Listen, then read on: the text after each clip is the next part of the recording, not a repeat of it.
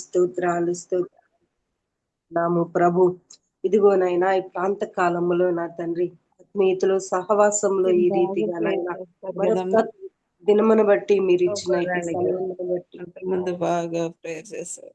మీకు స్తోత్రాలు వందనాలు చెల్లిస్తూ ఉన్నాము దేవా. మీకు కృతజ్ఞతాస్థుతులు ఆరోపిస్తూ ఉన్నాం. ఇంతవరకు జరిగిన మీ సన్నిధి అంతటిని బట్టి మీకు కృతజ్ఞతలయ్యా. పాటలలో, ప్రార్థనలలో నా ప్రభు, వాక్య లేఖనాలలోనైనా విశ్వాసుల ప్రమాణములో మీరు తోడుగా ఉన్నారు ప్రభు. మీకు స్తుతి, మీకు స్తోత్రాలు. ప్రత్యేకించి వాక్య లేఖనాల్లోనికి వెళ్ళబోతూ ఉండగా నాయన అయా ఇదిగో మీ దైవ సేవకులను మీ సిలువు చాటును మరుగుపరుచుకొని ప్రభువా చేరువచ్చిన జూమ్ జాయినర్స్ అందరితో మీరు మాట్లాడమని వేడుకుంటున్నాను. జామి రవికుమార్ బ్రదర్ ని మీ చేతికి అప్పచెప్పుకుంటున్నామయ్యా. మీ దాసుల యొక్క పరిచర్యలో మీరు తోడుగా ఉండండి దేవా. నీకు స్తుతి, మీకు స్తోత్రాలు చెల్లిస్తున్నాం. ఈ దినమున నా ప్రభువా ఏ హృదయానికి ఎలాంటి మాటలు అవసరమో నా తండ్రి బలపరిచేయి, బ్రతికించేయి, ఆదరించేయి, తెప్పరిల్ల చేసేయి నీ మాటలే గనుక నా తండ్రి అట్టి వాక్కుల చేత నా దేవా నాతో మాతో చేరువచ్చిన మా అందరితో మీరు మాట్లాడండి అయ్యా.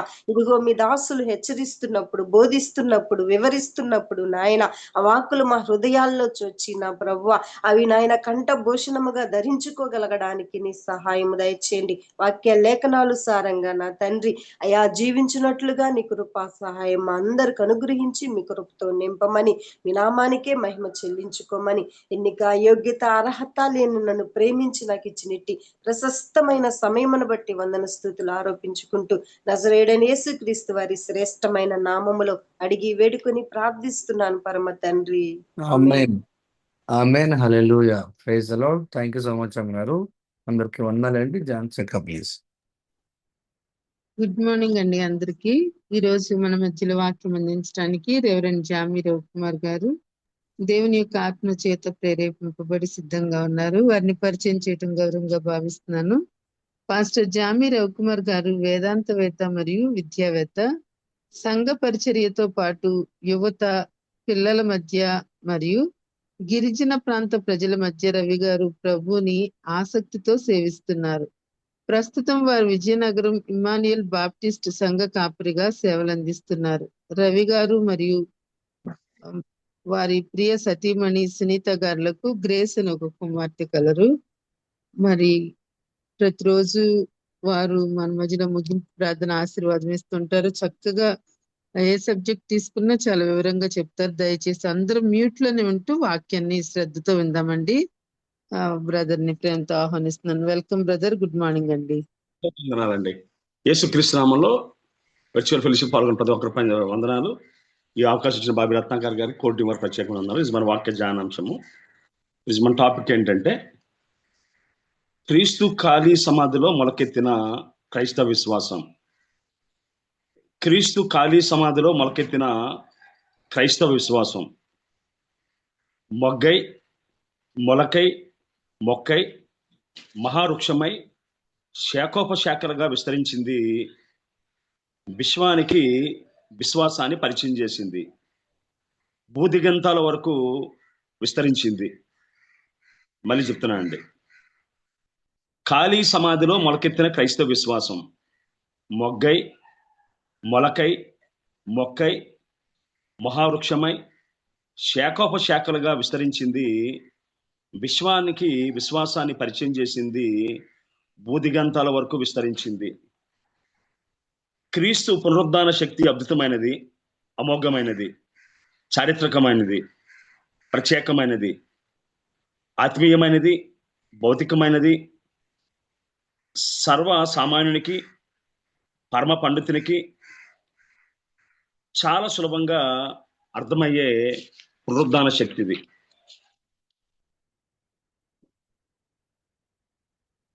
విజయుడై లేచాడు యేసయ్య, మరణం జయించి లేచాడు యేసయ్య, సాతాను ఓడించాడు, పునరుద్ధుడై లేచాడు మృత్యుంజయుడైన యేసయ్య.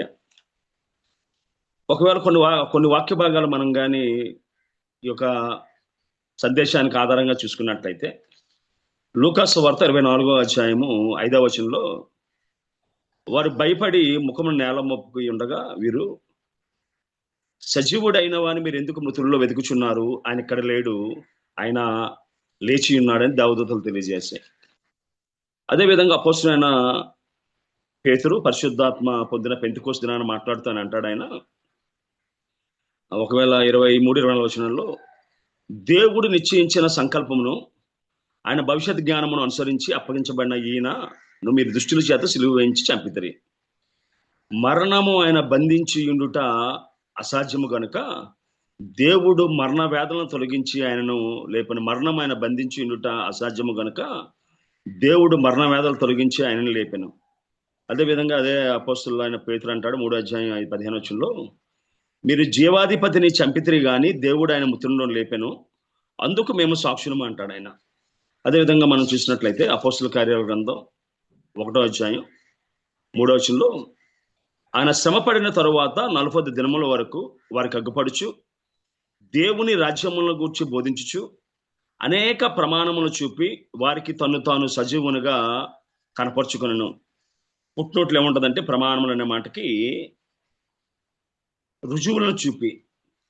సో యేసుక్రీస్తు పునరుత్థానం అనేది ఎక్కడో ఒక మూలన జరిగిన కార్యం కాదు. అది యేసుక్రీస్తు పునరుత్థానం అనేది అనేక మంది శత్రువులు అనేక విధాలుగా అది తప్పుని నిరూపించడానికి చాలా ప్రయత్నాలు వాళ్ళు చేశారు. అందులో కొంతమంది చేసిన ప్రయత్నాలని చూసి ముందుకు వెళ్ళడానికి ప్రయత్నం చేద్దాం మనం. అందులో మొట్టమొదటిగా ఫ్రాంక్ మోరిస్ అనే ఒక జర్నలిస్ట్, ఆయన యేసు పునరుత్థానం తప్పు నిరూపించడానికి ప్రయత్నం చేసి అనేక పరిశోధనలు చేసుకుంటూ వచ్చాడు. ఆయన రాసిన పుస్తకం ఏంటంటే హూ మూవ్డ్ ది స్టోన్. అయ్యా ఆ రాతిని ఎవరు మూసేశారు, హూ మూవ్డ్ ది స్టోన్ అని చెప్పి ఆయన యొక్క పుస్తకంలో అనేకమైన ఆత్మ సంబంధమైన చరిత్రమైన అనేక విషయాలు ఆయన పరిశోధించుకుంటూ ఆయన వచ్చాడు. ఆయన యాక్చువల్గా ఆ పుస్తకం రాయని ఉద్దేశం ఆయనకు లేదు, కానీ ఆయన సత్యాన్ని ఎరిగిన తర్వాత ఆ పుస్తకం కోసం ఆయన రాయకుండా ఉండలేకపోయాడు. ఆయన అదేవిధంగా ఆయనతో పాటు చాలామంది చాలా రకాలైన పుస్తకాలు వాళ్ళు రాశారు. అందులో ఒకవేళ మనం కానీ కొన్ని విషయాలు కానీ మనం చూసినట్లయితే ఆయన అంటాడు రిఫ్యూజ్ టు బి రిటర్న్. ఆయన రాసిన పుస్తకాల్లో ఒక చాప్టర్ పేరంటే రిఫ్యూజ్ టు బి రిటర్న్ అనే ఒక టైటిల్ పెట్టాడు ఆయన. దీని బ్యాక్గ్రౌండ్ కానీ చూసినట్లయితే ఈ ఫస్ట్ చాప్టర్లో ఆయన రిజరక్షన్ దాన్ని అంగీకరించకుండా ఉండాలని చాలా ప్రయత్నం చేసుకుంటే, అంటే న్యూట్రల్గా లాజికల్గా ఇన్వెస్టిగేటివ్ వేలో ఆయన తన యొక్క అధ్యయనాన్ని ప్రారంభించాడు. ఆయన అనేకమైన విషయాలను పరిశోధించాడు. ఆయన సో పరిశోధించినప్పుడు దాన్ని అంటే పునరుద్ధాన్ని డిస్ప్రూవ్ చేయాలని ప్రయత్నం చేసిన సమయంలో ఫ్యాక్ట్స్ అన్ని ఏం చేశాయంటే అది నిజంగా జరిగింది అనే విషయాన్ని బోధించినప్పుడు ఆయన మొదట అనుకున్న విధంగా పుస్తకం రాయలేకపోయాడు. ఎందుకంటే సాక్ష్యాలు అనేక మంది అభిప్రాయాలు ఆ యొక్క దానికి మద్దతుగా నిలవలేదు. సో పునరుద్ధానం తప్పని కాకుండా అవన్నీ కూడా నిజం వైపే చూపించాయి. యేసుక్రీస్తు పునరుద్ధానం పొందాడనే విషయాలు చూపించాయి. అందులో చూసినట్లయితే పునరుద్ధానం కథ కల్పితం కాదు, ఇది చరిత్ర మరియు సాక్ష్యాలపై ఆధారపడిందనే విషయాన్ని చెప్పుకొచ్చాడు. అందులో ఆయనకి దొరికిన ప్రూఫ్స్ ఏంటంటే, ఒకటి ఖాళీ సమాధి, రెండోది అప్పటి వరకు పిరికివారిగా అప్పటి వరకు అజ్ఞానులుగా పామరులుగా ఉన్నవారు అనేక భాషల్లో పరిశుద్ధాత్మ వచ్చిన తర్వాత మాట్లాడడం ప్రారంభించారు. పిరికివాడు అనే పేతురు మీరు జీవాధిపతిని చంపిద్దరు కానీ దేవుడైన మృతుల్లో లేపనందుకు మేము సాక్షులు అని చెప్పిన మాట కానీ, ఒకవేళ మనం చూసినట్లయితే 1వ యోహాను పత్రిక 1వ అధ్యాయంలో వాళ్ళు చెప్పిన మాటలు కానీ మనం గమనించినట్లయితే అక్కడ వాళ్ళు అంటారు, అయ్యా జీవవాక్యమును గూర్చి ఆది నుండి ఏమి ఉండెనో మేమేది అక్కడ అంటారు, జీవవాక్యమును గూర్చి ఆది నుండి ఏది ఉండెనో మేమేది వింటమో కనురారా ఏది చూచితమో ఏది నిదానించి కనుగొంటమో మా చేతులు దేని తాకి చూచినా అది మీకు తెలియజేయుచున్నాము. ఆ జీవం ప్రత్యక్షమైన తండ్రి యొద్ద ఉండి మాకు ప్రత్యక్షమైన నిత్య జీవనకు మేము చూచి ఆ జీవన గురించి సాక్ష్యం ఇచ్చు అని చెప్పుకొస్తున్నాడు ఆయన. సో వారు ఏదైతే కనుగొన్నారో, ఏదైతే నిదానించి చూసారో, ఏదైతే వారి జీవితాల్లో అనుభవించారో వాటిని మాత్రమే శిష్యులు చెప్పుకుంటూ వాళ్ళు వచ్చారు. అందులో చూసినట్లయితే ఆయన అంటాడు, ఓపెన్ గా ఆయన అడ్మిట్ చేసిన విషయాలు ఏంటంటే, హానెస్ట్ గా కన్ఫెస్ చేసిన విషయం ఏంటంటే, I started with one goal but ended with another. అయ్యా, ఒక లక్ష్యంతో దాన్ని ప్రారంభించాను, కానీ తీరా చూసినట్లయితే ఇంకొక విధంగా దాన్ని ముగించవలసి వచ్చింది. సో చాలా పుస్తకాలు ఏం చేశాయంటే, యేసుక్రీస్తు పునరుద్ధానం కాలేదని చెప్పడానికి ప్రారంభించి చివరికి ఏం చేశారంటే, వారి సాక్ష్యాలన్నీ కూడా ఖాళీ సమాధి వైపు వారిని తీసుకెళ్ళినట్టుగా మనకి తెలియజేస్తూ ఉన్నాయి. సో విధంగా చూసినట్లయితే ఈయనే కాకుండా ఇంకా చాలా మంది చరిత్రకారులు చాలా మంది ఏం చేశారంటే, ఇది తప్పు అని పూర్తి చేయాలని చెప్పి చాలాసార్లు ప్రయత్నం చేసుకుంటూ వచ్చారు వాళ్ళు. అందులో ఒకవేళ మనం చూసినట్లయితే ఇంకొక ఆయన మనకి కనబడతాడు. ఆయన వాళ్ళందరూ ఏమంటామంటే స్కెప్టిక్ అంటాం. అంటే అర్థం ఏంటంటే, a person who doubts questions and does not easily believe something without evidence. అంటే ఎవరైతే వాళ్ళు దేన్ని అంత బేగా నమ్మరో, అదేవిధంగా దేన్నైతే వారు అంత బేగా అంగీకరించారో, సో అటువంటి వారే ఈ యొక్క చరిత్ర సంబంధమైన విషయాలను వారు అధ్యయనం చేసి వాళ్ళు దాన్ని అంగీకరించడాన్ని మనం ఇందులో గమనిస్తూ ఉంటాం. ఒకవేళ మనం చూసినట్లయితే ఇందాక మనం చూసినట్టు ఈ ఫ్రాంక్ మోరిసన్ కానీ, అదేవిధంగా ఇంకో ఆయన ఉన్నాడు, ఆయన పేరు లీ స్ట్రోబెల్. ఈ లో స్ట్రోబెల్ అనేవాడు మొదటి నాస్తికుడు. ఆయన భార్య యేసుక్రీస్తుని నమ్ముకుంది. సో యేసుక్రీస్తుని నమ్ముకున్నప్పుడు ఆయన ఉద్దేశం ఏంటంటే, ఆ భార్య చేసింది తప్పు, అసలు అంటే ఈ try to disapprove Christianity and resurrection. అంటే క్రైస్తవ్యం నిజం కాదు, అదేవిధంగా యేసుక్రీస్తు నిజమైన వాడు కాదు, అదేవిధంగా ఆమె నమ్మిన విశ్వాసం తప్పు అని చెప్పడానికి ప్రయత్నం చేశాడు. ఆయన చికాగో ట్రిబ్యూన్ అనే పత్రికన జర్నలిస్ట్గా ఆయన ఉండేవాడు ఈయన. సో ఆయన కూడా ప్రయత్నం చేసి ఇందులో ఆయన ఒక పుస్తకం రాసి ఏం చెప్పాడంటే, అయ్యా ఇది సత్యమైన సంగతి ఆయన అంగీకరించాడు ఆయన. అదే సైమన్ గ్రీన్లీఫ్ అయిన ఆయన కూడా హార్వర్డ్ లా ప్రొఫెసర్ ఆయన కూడా ఈ లీగల్ ఎవిడెన్స్ విషయంలో ఆయన లీగల్ కోర్టు కేసు ఏ విధంగా అయితే జరుగుతుందో, కోర్టు రూమ్లో ఎవిడెన్స్ ఏ విధంగా జరుగుతుందో ఆ విధంగా ఆయన చేసి సో లీగల్ క్రెడిబిలిటీని ఇచ్చాడు ఆయన. అదేవిధంగా జాన్ మెక్డోవెల్ ఆయన కూడా మొదట క్రైస్తవుని వ్యతిరేకించాడు. పరిశోధన తర్వాత ఆయన కూడా విశ్వాసంగా మారాడు. Evidence that demands A verdict అనే ఒక పుస్తకాన్ని రాశాడు. అదేవిధంగా మనం అందరూ ఎరిగినట్టుగానే అపోస్తలుడైన పౌలు కూడా తన జీవితంలో అసలు క్రైస్తవ్యం అనే పేరు కానీ, క్రీస్తు అనే మాట కానీ భూప్రపంచం మీద ఎక్కడ ఉండకుండా తుడిచివేయాలని ఆలోచన చేసిన వాడు 3 ఖండాలలో యేసుక్రీస్తును ప్రకటించి ఆయన ఒక మాట అంటాడు, అగ్రిప్పరాజా, అపోస్తలుల 26:19 బాగా నచ్చిన మాట అది. కాబట్టి అగ్రిప్పరాజా, ఆకాశం నుండి కలిగిన దర్శనముకు నేను అవధేయును కాక అంటాడు ఆయన. సో ఆ విధంగా చూసినట్లయితే అనేక మంది వ్యక్తులు వారి నమ్మిన సిద్ధాంతం కోసం జీవితాంతం వారు ప్రయత్నం చేసి ఒక ఇన్వెస్టిగేటివ్ వేలో వారు పరిశోధన చేసి ఈ విషయాలను వారు మనకి చేసుకుంటూ వచ్చారు. రాయలేనని అనుకున్న పుస్తకం అనే టైటిల్ పెట్టి ఆఖరికి ఏం చేశారంటే, ఇది సత్యం అనే సంగతి వారు గ్రహించినట్టుగా చరిత్ర మనకి చెప్తూ ఉంది. అంతేకాకుండా మనం చూసినట్లయితే ఈ యొక్క యేసుక్రీస్తు పునరుద్ధానాన్ని మనం కానీ కరెక్ట్గా ఆలోచన చేసినట్లయితే మధ్యకాలంలో మన గ్రూపులో ఒక 2 విషయాలు పెట్టబడ్డాయి. అందులో ఏంటంటే, the life of Jesus Christ is bracketed with 2 impossibilities. యేసుక్రీస్తు జీవితంలో 2 అసాధ్యాలను సుసాధ్యం చేశాడట. అందులో మొట్టమొదటి ఏంటంటే virgin womb, no way to enter but he entered. ఒక కన్యక గర్భంలోకి ఒక వ్యక్తి ప్రవేశించడం అసాధ్యమైన పని. No way to enter but he entered. అదేవిధంగా empty tomb, no way to exist but existed.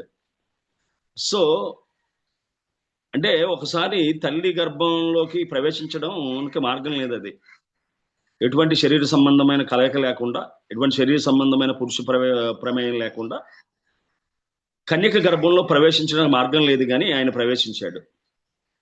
ఖాళీ సమాధి బయటికి రావడానికి మార్గం లేదు కానీ ఆయన బయటకు వచ్చాడు. మరణాన్ని జయించి బయటకు వచ్చినట్టుగా వాక్యం మనకి సెలవిస్తూ ఉంది. అంతేకాకుండా మనం చూసినట్లయితే ఈ మధ్యన ఒక జోక్ మన గ్రూపుల్లో ఇదైంది. ఏంటంటే పొంతు పిలాతు అరిమతు యోసేపుని పిలిచి, అయ్యా కొన్ని లక్షల డబ్బు ఖర్చు పెట్టి నువ్వు మీ కుటుంబం కోసం సమాధిని చేశావు కదా, దాన్ని ఎందుకు అనవసరంగా యేసుక్రీస్తుకి ఇచ్చావంటే అన్నాడంట, it is a weekend matter అయ్యా, ఇది కేవలం వారాంతపు విషయమే అని, ఎందుకంటే తిరిగి మళ్ళీ ఆయన లేచిపోతాడు, నా సమాధి తిరిగి మళ్ళీ నాకు ఆయన ఇచ్చేస్తాడని చెప్పినట్టుగా ఒక ఉంది. అంతేకాకుండా ఈ పెళ్ళిళ్ళు ఈ సందర్భంలో ఒక జోకు చెప్తూ ఉంటారు. ఏంటంటే ఒక భార్య భర్త ఇద్దరు కలిపి ఇజ్రాయెల్ దేశం వెళ్ళారట. వెళ్ళినప్పుడు భార్య చనిపోయింది. చనిపోయినప్పుడు ఆ దేశస్తులు ఏం చెప్పారంటే, అయ్యా ఇక్కడ కానీ నువ్వు పాతి పెడితే కేవలం $50, నువ్వు తిరిగి భారతదేశం తీసుకెళ్లాలనుకున్నట్లయితే $5,000 అన్నారట. చాలా మంది చెప్పారు, ఎక్కడ పాతి పెడితే ఏముందిలే, అక్కడైతే $5,000, అది మీ పిల్లల భవిష్యత్తు పనికి వస్తాయంటే ఆయన ఏం చెప్పండి, లేదు ఇండియా పట్టుకెళ్ళిపోతాను అన్నాడట. ఏమంటే ఇక్కడ యేసుక్రీస్తు అనే ఒక వ్యక్తి ఉండేవాడు, ఆయన ఇక్కడ పాతి పెడితే 3వ దినం తిరగలేసాడు, అవకాశం మా ఆవిడకి ఇవ్వడం నాకు ఇష్టం లేదని చెప్పానట. మరి యేసుక్రీస్తు పునరుద్ధానం అనేది నువ్వు విశ్వాసంలో కానీ చనిపోతే ఎక్కడ పాతి పడ్డా తిరిగి నువ్వు పునరుద్ధానికి వస్తాను. మనం చూసినట్లయితే ఏంటి పునరుద్ధానం వల్ల జరిగిన విషయం ఆలోచన చేసినట్లయితే ఒక మాట మనకి చెప్పబడదు. ప్రకటన గ్రంథం 13:14 14:13 ఉంటుంది. అక్కడ ఏమంటారంటే, ఇప్పటి నుండి ప్రభువునందు మృతునందున మృతులు ధన్యులని రాయమని పరలోకం నుండి ఒక స్వరం చెప్పగా వింటిని. నిజమే, వారు తమ ప్రయాసలు మాని విశ్రాంతి పొందుదురు, వారి క్రియలు వారి వెంట పోవునని ఆత్మ చెప్పుచున్నాడు అంటున్నాడు ఆయన. సో యేసుక్రీస్తు మరణం అనేది మన జీవితంలో అనేక అద్భుతాలను చేసుకుంటూ వచ్చింది. ఆ పునరుత్థాన శక్తి అనేది అనేక అద్భుతమైన విషయాలు అనేది మన జీవితంలో జరిగించినట్టుగా చరిత్ర మనకి చెబుతూ ఉంది. ఒకవేళ మనం చూసినట్లయితే ఆ పునరుద్ధాన శక్తి అనేది చీకటిని గెలిచిన వేళ, సిలువ నీడలో ఆశలు కరిగిన వేళ, సమాధి రాయి వెనుక నిశ్శబ్దం నిలిచినప్పుడు ఆకాశం ఒక రహస్యం దాచింది. 3వ ఉదయం వెలుగుతో పాటు భూమి కంపించి రాయి తొలగి మరణబంధాలు వీగిపోయాయి. జీవశక్తి ఉప్పొంగింది. అది శక్తి సమాధిని జయించిన శక్తి, ఆ శక్తి మరణాన్ని ఓడించిన శక్తి, ఆ శక్తి పాపాన్ని కడిగిన శక్తి. యేసయ్య పునరుద్ధాన మహిమ నిస్సహాయ హృదయాల్లో ధైర్యం నింపింది, భయపడిన మనసుల్లో వెలుగు నింపింది. చెదిరిన జీవితాలను తిరిగి కట్టేది అదే ఆ పునరుద్ధాన శక్తి. శిష్యుల భయంతో దాగినప్పుడు వీరులుగా నిలబెట్టిన శక్తి అది. సందేహ తోమాను విశ్వాసగా మార్చి ఇండియాకు పంపించిన శక్తి అది. గాయాల్లో వెలిగిన జీవశక్తి, పాపబంధాల్లో కట్టబడిన మనసును స్వేచ్ఛగా మార్చే ఆ దివ్యశక్తి. చీకట్లో నడిచిన జీవితానికి ప్రకాశ మార్గం చూపే క్రాంతి. ఓ మనస, ఆ శక్తిని అనుభవించు. నీ బలహీనతలో బలాన్ని కనుగొను. యేసు లేచిన శక్తి నీలో నింపబడితే నీ జీవితం సాక్ష్యంగా మారుతుందని చెప్పి ఆ పునరుద్ధాన శక్తి అది గొప్ప శక్తితో మనల్ని నింపింది అది. అంతేకాకుండా ఒకవేళ చరిత్ర నుంచి కొంచెం మనం కానీ ఒకవేళ బయటకు వచ్చి కానీ చూసినట్లయితే మనకి గుర్రం జోషువా గారు అని ఒక రచయిత మనం బాగా ఎరుగుదాం. మనం గబ్బిలం, అదేవిధంగా పిరదౌసి, అన్నిటికన్నా మన ఆంధ్రప్రదేశ్లో హరిశ్చంద్ర నాటకంలో ఈ కాటి సీను పద్యాల్లో కొన్ని ఉంటాయి. ఒకప్పుడు ఎక్కువ మంది ఏం చేస్తారంటే నాటకాలు వేసినప్పుడు కాటి సీన్లో వచ్చే పద్యాలను పదే వారు పాడుకుంటూ వచ్చేవారు. అందులో ఒకవేళ పద్యంలో ఉన్న ఒక అంశాన్ని నేను చెప్పాలని ప్రయత్నం చేస్తున్న మాట అంటే, అని అంటాడు, ఇచ్చోటనే సత్కవేంద్రుని కమ్మని కళలు నిప్పుల్లో కరిగిపోయే, ఇచ్చోటనే భూములు లేలిన రాజుని అధికార ముద్రకలు అంతరించే, ఇచ్చోటనే లేత ఇల్లాలి నల్లపూసల సౌరు గంగలో కలిసిపోయే, ఇచ్చోటనే ఎట్టి పేరెనికి గన్న చిత్రలేఖని కుంచియు నశించే, ఇది పిచాచుల నిటారలాక్ష నుండి గజ్జలు కదిలించే 7 రంగస్థలం అని చెప్పి ఆయన చెప్పుకొస్తూ, అవన్నీ చెప్పుకొస్తావు, ఎన్ని చెప్పుకొస్తావు ఒక మాట అంటాడు. ఆయన ఏమంటాడంటే, ఆయన ఎన్నో ఏండ్లు గతించిపోయినవి కానీ ఈ శ్మశాన స్థలిని కన్నులు మోడ్చిన ఓ మందభాగ్యుడు ఒక్కడైనా లేచిరాడే అంటాడు ఆయన. అయ్యే శ్మశానశాలలో చాలా మంది చనిపోయారు, చాలా మంది ఇక్కడ సమాధి చేయబడ్డారు, ఎన్నో ఏండ్లు గతించిపోయినవు, కానీ ఈ శ్మశాన స్థలాన్ని కన్నులు మూర్చిన అంటే కన్నులు మూసిన మందభాగ్యుడు ఒక్కడే నువ్వు లేచిరాడే అంటాడు ఆయన. సో దాని అర్థం ఏంటంటే, ప్రపంచంలో ఒక్కసారి సమాధిలో పెట్టబడిన తర్వాత, కన్నులు మూసిన తర్వాత లేచిన మందభాగ్యుడు అక్కడ కూడా కనబడలేదు అంటాడు ఆయన. మా ప్రపంచ చరిత్రగతిని రెండుగా చీల్చింది ఏంటంటే యేసుక్రీస్తు పునరుద్ధానం. అంతేకాకుండా యేసుక్రీస్తుని అదేవిధంగా ఇతరుల దేవుళ్ళని పిలువబడుతున్న వారికి ఉన్న ప్రత్యేకత ఏంటంటే, వారు చనిపోయారు, తిరిగి రాలేదు, వారి సమాధులు ఎప్పటికీ ఏమైందంటే ఆ యొక్క కుళ్ళిపోయిన శరీరాలతోనే ఉన్నట్టుగా వాక్యం మనకు సెలవిస్తూ ఉంది. కానీ దేవుడు మనకిచ్చిన వాగ్దానం ఏంటంటే, యేసుక్రీస్తుని గురించిన మొట్టమొదటి పునరుద్ధానం గురించిన వాగ్దానం ఏంటంటే, ఒకవేళ మనం కీర్తన గ్రంథంలో కానీ ఒకవేళ మనం చూసినట్లయితే, ఆ కీర్తన గ్రంథం 16 అధ్యాయంలో ఈ విధంగా మనకి కనబడుతూ ఉంది. అక్కడ 16వ కీర్తన ధ్యానిస్తూ అంటాడు 9వ వచనానికి ఒకవేళ మనం కానీ చూసినట్లయితే, అందువల్ల నా హృదయం సంతోషించున్నది, నా ఆత్మ హర్షించున్నది, నా శరీరము కూడా సురక్షితంగా నివసించున్నది. ఎందుకనగా నువ్వు నా ఆత్మను పాతాళంలో విడిచిపెట్టవు, నీ పరిశుద్ధిని కుళ్ళిపట్టనీయవు. దానికి పుట్టినోట్లు ఏముందంటే, గోతిని చూడనీయవు అని రాయబడి ఉంది అక్కడ. సో నా ఆత్మ చనిపోతే ఆత్మ ఏ విధంగా సంతోషిస్తుంది? అంతేకాకుండా ముందుకెళ్తా అంటాడు, ప్రభువా నీకంటే క్షేమాధారం ఏది నాకు లేదంటాడు 2వ వచనంలో. అలాగే యెహోవా నా స్వాస్థ్య భాగము, నా పానీయ భాగము, నువ్వే నా భాగం కాపాడుచున్నావు, మనోహర స్థలములో నాకు పాలు ప్రార్థించను, శ్రేష్టమైన స్వాస్థ్యము నాకు కలిగిన అంటాడు ఆయన కీర్తన గ్రంథకారుడు. సో ఆయన శరీరం సురక్షితంగా ఉందట, ఎందుకంటే నా ఆత్మను పాతాళంలో విడిచిపెట్టవు, నీ పరిశుద్ధమైన శరీరాన్ని కుళ్ళు పట్టనీయమంటాడు ఆయన. మన ఆశ ఏంటంటే ఒక దినాన యేసుక్రీస్తుని లేపిన వాడు మనల్ని కూడా లేపుతాడని నమ్మకంతో ముందుకు మనం సాగిపోతున్నాం. ఒకవేళ దీన్ని మనం పరిశీలన చేసినట్లయితే, హెబ్రీ భాషలో తెహియా కూమ్ అనే మాటకు అర్థం ఏంటంటే, హెబ్రీ భాషలో తెహియా కూమ్ అనే మాటకు అర్థం ఏంటంటే, రివైవల్. తెహియా అనే మాటకు మళ్ళీ జీవించుట, రివైవల్ ఆర్ లివింగ్ అగైన్ అని అర్థం. కూమ్ అనే మాటకు అర్థం ఏంటంటే లేచుట, నిలబడుట అని అర్థం అమ్మా.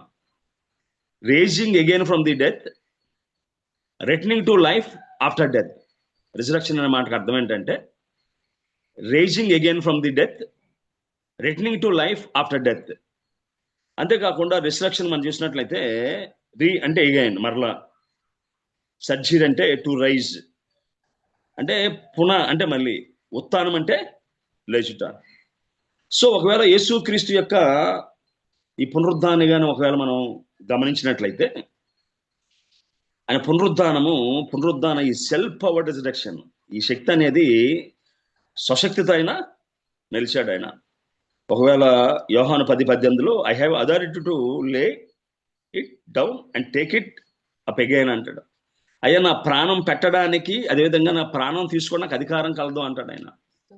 అంతేకాకుండా it is a permanent resurrection, ఇది శాశ్వతమైన పునరుద్ధానం. ఒకవేళ మనం దాన్ని చూసినట్లయితే రోమాపత్రికలో అపోస్తలుడైన పౌలు దాన్ని వివరిస్తూ ఆయన చెప్పిన మాట ఏంటంటే, 6వ అధ్యాయం 11వ వచనంలో అంటాడు ఆయన, అటువలే మీరును పాప విషయం మృతులుగాను దేవుని విషయమే క్రీస్తు యేసును సజీవులుగా మిమ్మల్ని మీరు ఎంచుకున్నాడు అని చెప్పి ఆయన చెప్పుకొస్తూ ఆయన అంటాడు. ఆయన ఏమంటాడంటే, మరణానికి ఇకన యేసుక్రీస్తు మీద ఎడమా ప్రభుత్వం అనేది లేదు అంటాడు.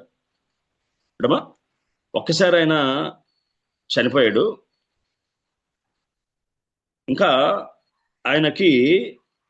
ఆయన మీద మరణానికి అసలు ఎడమా ఆ ప్రభుత్వం లేదు అంటాడు ఆయన.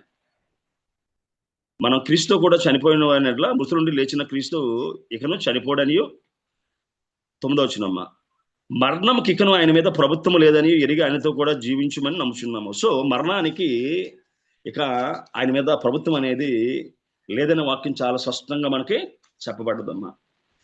అంతేకాకుండా చూసినట్లయితే బైబిల్లో చాలా మంది చనిపోయి తిరిగి లేచారు, కానీ మళ్ళీ తిరిగి చనిపోయారు. కానీ యేసుక్రీస్తు జీవితాన్ని పరిశీలన చేసినట్లయితే ఈ రిజరక్షన్ ఈజ్ ఆ పర్మనెంట్ రిజరక్షన్. మనం ఒకవేళ తక్కిన చరిత్రలు కానీ పరిశీలన చేసినట్లయితే వారు ఇక్కడ చనిపోతారు, చనిపోయిన వారు తిరిగి మళ్ళీ ఇంకేదో కాలంలో ఏదో అవతారంలో తిరిగి జన్మించారని చెప్తారు వారు. కానీ యేసుక్రీస్తు అటమ్మా, ఆయన యేసుక్రీస్తుగా పుట్టాడు, యేసుక్రీస్తుగా జీవించాడు, యేసుక్రీస్తుగా చనిపోయాడు, యేసుక్రీస్తుగా తిరిగి బ్రతికి 40 దినాలు అనేక ప్రమాణాలు చూపించాడు. ఆయన ప్రమాణాలు చూపించి యేసుక్రీస్తుగానే తిరిగి మళ్ళీ ఆరోహణమయ్యాడు ఆయన. మరి యేసుక్రీస్తుగానే తిరిగి మళ్ళీ ఆయన రాబోతూ ఉన్నాడు. అక్కడ కూడా it is a never ending story. ఈ మధ్యన చాలా సినిమాలు మనకి సీక్వెల్స్ గా వస్తున్నాయి. బాహుబలిలో తక్కినమంటే ఒకవేళ తండ్రి ఒక స్టోరీకి అయితే కుమారుడు రెండోవాడు పుట్టాడు అంటారు. ఇక్కడ అలాగలేదమ్మా. ఇది it's continuous process. His resurrection is a permanent. సమస్తము ఆయన మూలంగా కలిగిన లేకుండా ఏది కలగలేదు. ఆయనలో జీవం ఉండెను, ఆ జీవం మనుషులకు వెలుగై ఉండెను. ఆయన నాసికారంధ్రములో జీవం ఆయన ఉదగా నడు జీవాత్మ ఆయన సజీవుడిగా లేచాడు, సజీవుడిగా వెళ్ళాడు. అంతేకాకుండా మనం చూసినట్టు ఇంకా ముందుకు వెళ్ళినప్పుడు చూద్దాం. అయ్యా గల్లయ్య మనుషులారు ఎందుకు తీరి చూస్తున్నారు, ఏ విధంగా యేసుక్రీస్తు వెళ్ళాడో తిరిగి మళ్ళీ ఆ విధంగా ఆయన రాబోతున్నాడు అనే విషయాన్ని మనకు అక్కడ చాలా స్పష్టంగా చెప్పబడదు. అంతేకాకుండా గ్లోరిఫైడ్ బాడీ, ఆ శరీరము రూపాంతరము చెందిన శరీరం అని వాక్యం అని చెప్తుంది. ఒకవేళ పిలుపు 3:21 కానీ ఒకవేళ మనం గమనించినట్లయితే అక్కడ చెప్పబడ్డ మాట ఏంటంటే 3:21 చూస్తున్నానమ్మా. మన పౌరస్థితి 20 నుంచి అవుతుంది. మన పౌరస్థితి పరలోకమందు ఉన్నది, అక్కడ నుండి ప్రభువైన యేసుక్రీస్తు అను రక్షకుడు నిమిత్తము కనిపెట్టుచున్నాము. సమస్తము తనకు లోపరచకొన జాలని శక్తిని బట్టి ఆయన దీన శరీరమును తన మహిమగల శరీరము సమరూపము గలదానిగా మార్చినట్టమ్మా. ఆయన గ్లోరిఫైడ్ బాడీ, సమరూపంగా రూపాంతరం చెందించగల శక్తి సామర్థ్యాలు కలిగిన వాడు ఆయన. అంతేకాకుండా మనం చూసినట్లయితే ఈ మరణం కోసం కానీ మనం ఆలోచన చేసినట్లయితే ఇందాక మనం చూసినట్టుగా మరణమైన బంధించి ఉండుట అసాధ్యమైన విషయాన్ని ఏ విధంగా మనం గమనించాము. అదేవిధంగా ఒకవేళ పాత నిబంధన గ్రంథంలో కానీ ఒకవేళ మనం పరిశీలన చేసినట్లయితే హోషియా గ్రంథంలో రాయబడ్డ మాట ఏంటంటే అక్కడ హోషియా గ్రంథంలో ఈ విధంగా ఆయన చెప్పుకుంటూ వస్తున్నాడు ఆయన. ఎందుకంటే యేసుక్రీస్తు యొక్క జీవన మరణాల కోసం ముందుగానే అది ప్రకటించబడ్డదమ్మా. 13:14 చూసినట్లయితే ఆయనను పాతాళ వశము నుండి నేను వారిని విమోచింతును, మృత్యువు నుండి వారిని రక్షింతును. ఓ మరణమా నీ విజయం ఎక్కడ, ఓ మరణమా నీ ముళ్ళు ఎక్కడ, నాకు పశ్చాత్తాపము పుట్టదంటున్నాడు. సో యేసుక్రీస్తు పునరుద్ధానం అనేది లేఖనానుసారమైనది అంటమా. ఆయనను పాతాళ వశము నుండి నేను వారిని విమోచింతును, మృత్యువు నుండి వారిని రక్షింతును. ఓ మరణమా నీ విజయం ఎక్కడ, ఓ మరణమా నీ ముళ్ళు ఎక్కడ అని చెప్పైనా ఆ చెప్పుకుంటూ వస్తున్న విషయాన్ని మనం గమనిస్తూ ఉన్నాం. అంతేకాకుండా యెషయా గ్రంథం 25వ అధ్యాయంలో కానీ ఒకవేళ మనం చూసినట్లయితే అక్కడ కూడా రాయబడ్డ మాట ఏంటంటే ఆయన మరణాన్ని మింగివేస్తాడనే విషయాన్ని అక్కడ మనకి సంపూర్ణంగా మనకు అక్కడ రాయబడ్డ విషయాన్ని మనం గమనిస్తూ ఉంటామమ్మా. ఎందుకంటే యేసుక్రీస్తు పునరుత్థానం అనేది చూద్దాం ఒకసారి 25:8 చూసినట్లయితే మరి ఎన్నడను ఉండకుండా మరణము ఆయనను మింగివేయును, మరణమును ఆయన మింగివేయును. ప్రభువైన యెహోవా ప్రతివాని ముఖం మీద బాష్ప బిందువు తుడిచివేయును, భూమి మీద నుండి తన జనుల నిందను తీసివేయును. ఇలాగ జరుగునని యెహోవా సెలవిచ్చున్నాడు. మరణాన్ని ఆయన మింగివేస్తాడటమ్మా. ఆస్ట్రేలియా దేశంలో కర్బీ ల్యాంకెస్టర్ ఒక ఆయన ఉన్నాడు, మాకు పరిచయమైన ఆయన. అని అంటాడు డెత్ ఈజ్ ఎ షాడో. ఎలా షాడో అంటే ఒక వ్యాన్ అనేది మన మీద నుంచి వెళ్తే అది మనకు ప్రమాదం, కానీ వ్యాన్ పక్కన మనం ఉన్నాం, దాని నీడ మన మీద పడ్డది, సో అది ప్రమాదం కాదు. సో యేసుక్రీస్తు మీద నుండి వ్యాన్ వెళ్ళింది, మనం పక్క నీడలో ఉన్నాం. So death is a shadow అంటాడు ఆయన. ఎందుకంటే భూలోకంలో కళ్ళు మూస్తే పరలోకంలో కళ్ళు తెరుస్తాం మనం. It is a new turning point, that's all. ఇందా మనం చెప్పుకున్నట్టుగా ఖాళీ సమాధిలో విశ్వాస విత్తనం నాటబడింది, అది శాఖోపశాఖలై మొలకై, మొక్కై, మ్రానై మహావృక్షంలో విశ్వాన్నంతా ఆక్రమించుకున్న సందర్భాన్ని మన జీవితంలో మనం గమనించగలుగుతూ ఉన్నాం. ఒకవేళ అంతేకాకుండా మనం చూసినట్లయితే ఆయన పునరుద్ధానాన్ని మనం పరిశీలన చేసినట్లయితే ఆ పునరుద్ధానము ఫుల్ఫిల్మెంట్ ఆఫ్ ఆల్ ప్రాఫెసీస్. ఇందాక మనం చెప్పుకున్నట్టుగా ఆయన పరిశుద్ధిని కుళ్ళుపట్టనివ్వడు, మరణమైన బంధించి ఉంటా అసాధ్యమని చెప్పుకొస్తూ కీర్తన గ్రంథకారుడు 116వ కీర్తనలో ఒక మాట ఆయన చెప్పుకొస్తే ఏమంటాడంటే, ఆయన యేసుక్రీస్తు లోకంలో ఉన్నప్పుడే ఆయన యాయూరు కుమార్తెని, అదేవిధంగా లాజరుని, నయోని విధవరాల కుమారుని బతికిస్తాడు ఆయన. సో ఇతరులకి పునరుత్థాన శక్తిని ఇవ్వగలిగేవాడు ఆయన పునరుత్థానుడు కాగలడు. అదే సత్యాన్ని మనం గమనిస్తున్నాం. అంతేకాదు 116 కీర్తనలో దావీదు మహారాజు అంటాడు 7వ వచనంలో, నా ప్రాణమా యెహోవా నీకు క్షేమం విస్తరింపజేసి ఉన్నాడు, తిరిగి నీ విశ్రాంతిలో ప్రవేశింపుము. మరణము నుండి నా ప్రాణమును, కన్నీళ్లు విడవకుండా నా కన్నులను, జారిపడకుండా నా పాదమును తప్పించి ఉన్నావు. సజీవులున్న దేశంలో యెహోవా సన్నిధిని నేను కాలము గడుపుదును. నేను అలాగూ మాట్లాడి నమ్మకించుదని మిగులు భయపడిన వాడును. అయ్యా, సజీవులు ఉన్న దేశంలో ఉండగలిగేవాడు, లేదంటే పాతాళంలో ఉండవలసిన జీవితాలు మనవి అని అంటాడు. 15వ వచనంలో అంటాడు, యెహోవా భక్తుల మరణమైన దృష్టికి విలువగలది అని. 8వ వచనంలో అంటున్నాడు, మరణము నుండి నా ప్రాణమును, కన్నీళ్ళు విడుకున్న కన్నులను, జారిపడకుండా నా పాదమును తప్పించి ఉన్నాం. సో మరణాన్ని తప్పించుట ప్రభు అని యెహోవా వశం అని చెప్పి బైబిల్లో రాయబడి ఉంది. మనకి మరణం మీద అధికారం కలిగిన వాడు, మరణాన్ని జయించిన వాడు, మరణాన్ని మింగేసిన వాడు ఆయన. ఒకవేళ మనం చూసినట్లయితే అదే విషయాన్ని అపోస్తులైన పౌలు కూడా చెప్తా అంటాడు, మరణమా నీ ముళ్ళు ఎక్కడ, మరణమా నీ విజయం ఎక్కడ అని చెప్పి ఆయన చెప్పుకొస్తాడు ఆయన. ఎందుకంటే ఆ మరణం అనేది మింగివేయబడిందమ్మా. అంతేకాకుండా ఆయనే చెప్పుకొస్తూ అంటాడు 1 కొరింథీలో మనం చూసినట్లయితే పునరుద్ధానం గురించిన అనేక విషయాలు చాలా క్లియర్గా అపోస్తలుడైన పౌలు అక్కడ డిస్కస్ చేసినట్టుగా వాక్యం మనకి సెలవిస్తూ ఉంది. అక్కడ చూసినట్టు 15వ అధ్యాయంలో అంటాడు, ఒకవేళ క్రీస్తు లేపబడిన ఎడల మా విశ్వాసం వ్యర్థమే అంటాడు ఆయన. అంతేకాకుండా అని అంటాడు, కడపట నశింపజేయబడు శత్రువు మరణమే అంటాడు. 15:26లో మనం చూసినట్లయితే కడపట నశింపజేయబడు శత్రువు మరణము, దేవుడు సమస్తమును క్రీస్తు పాదముల కింద లోబర్చినందున సమస్తము లోబర్చిన్నదని ఇప్పుడు ఆయనకి సమస్తం లోబర్చిన వాడు తప్ప లోబర్చబడి ఉన్నది సంగతి విషయమే అంటాడు ఆయన. సో ఆయన చెప్పుకొస్తూ ఏమంటాడంటే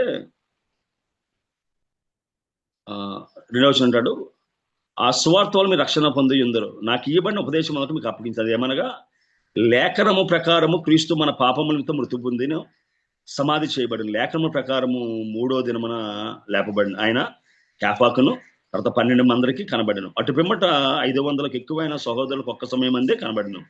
వీరిలో అనేకులు ఇప్పటి వరకు నిలిచి ఉన్నారు, కొందరు నిద్రించరు. తరువాత ఆయన యాకోబునకు, అటు తరువాత అపోస్తులకు అందరికి కనబడిన. అందరికీ కడపట ఆ కాలమందు పుట్టినట్టు నాకు కనబడిన. ఏలయనగా అపోస్తులలో తక్కువ వాడను, దేవుని సంఘమును హింసించినందున అపోస్తుడికి యోగ్యుని కాను, ఆయనను నేనేమై ఉన్నానో దేవుని కృప వలన పొంది ఉన్నాను చెప్పుకొస్తా అంటాడు ఆయన. 12వ వచనంలో అంటాడు, క్రీస్తు మృతుల నుండి లేపబడి ఉన్నాడని ప్రకటించబడుతుండగా మీలో కొందరు మృతులు పునరుద్ధానము లేదని ఎట్లు చెప్పుచున్నారు. మృతుల పునరుద్ధానము లేని ఎడల క్రీస్తు కూడా లేపబడి ఉండలేదు.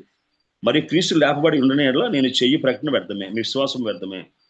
దేవుడు క్రీస్తును లేపెను, ఆయన గురించి మేము సాక్షులము అని చెప్పి ఉన్నాము కదా. మృతులు లేపబడిన ఎడల దేవుడు ఆయన లేపలేదు కనుక మేము దేవుని విషయమే అబద్ధ సాక్షాగపడుచున్నాము. మృతులు లేపబడిన ఎడల క్రీస్తు కూడా లేపబడలేదు. క్రీస్తు లేపబడిన ఎడల మీ విశ్వాసం వ్యర్థము, మీరు ఇంకా మీ పాపంలోనే ఉన్నారు. అంతేకాదు క్రీస్తును నిందించిన వారు నశించింది. ఈ జీవితకాలం మట్టుకే మనం క్రైస్తవుని నిశ్చించిన ఎడల మనుషుల కంటే దౌర్భాగ్యం అని చెప్పుకొస్తాడు. సో ఆయన చెప్తున్న మాట ఏంటంటే, ఒకవేళ క్రీస్తు లేపబడినట్లయితే వారు చేసిన స్వార్థ సేవ వ్యర్థము, మన విశ్వాస వ్యర్థము. మృతుడైన వారి మృతి అనేది అది వ్యర్థంగానే మారిపోద్ది అనే విషయాన్ని మనకైనా చాలా స్పష్టంగా మనకైనా చెప్పుకుంటే అయినా వస్తున్నాడు.